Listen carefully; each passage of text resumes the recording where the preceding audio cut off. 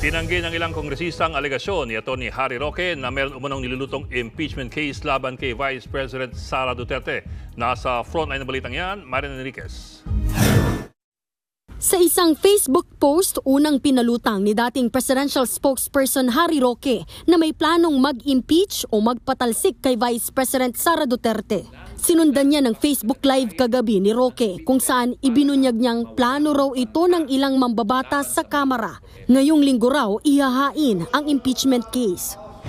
Alam naman ng tao na talagang ang kanilang dahilan kung bakit sila naghahain ng impeachment para lang mawala ang banta laban sa Marcos Forever sa 2028. At tingin ko, mulat ang mga mata ng mga Pilipino na paninira lang to kay BP Sara. Ngayong araw naman, itinanggi ng ilang leader ng Kamara ang aligasyon ni Roque. Dalawa yung crystal balls ko. Crystal balls yung akin. Dalawa. Pero parang wala naman po akong nakikita na ganon. Tinignan ko yung left, tinignan ko yung right, parang wala naman pa. So we're sticking to the issues in the House of Representatives. So baka kailangan medyo madumi yung crystal ball, kailangan na linisan ng konti.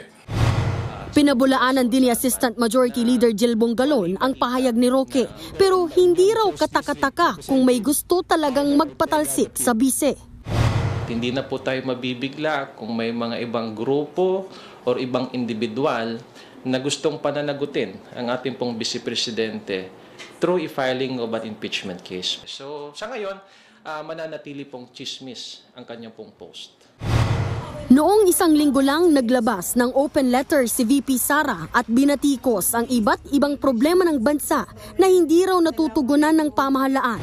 Tingin naman ni Assistant Majority Leader Zia Alonto Adyong, posibleng itinaon ang issue ng umano'y impeachment sa nakatakdang pagdinig ng Quad Committee kaugnay sa koneksyon ng Pogo, illegal na droga at human rights violations kung saan iimbitahan ng ama ni Vice President Sara na si dating Pangulong Rodrigo Duterte. Hindi ko lang alam kung ano yung intention really. Maybe to preempt whatever is the result of this investigation, to somehow divert the attention, make this issue political, which is not really, if you look at it, it's not really political. Sinusubukan pa naming kunin ang pahayag ng kampo ni VP Sara kaugnay sa umano'y planong ipa-impeach siya. Nagbabalita mula sa Frontline, Marian Enriquez, News 5. Mga kapatid, Ed Lingaw po, maging maalam at may pakialam sa mga napapanahong balita sa ating bansa.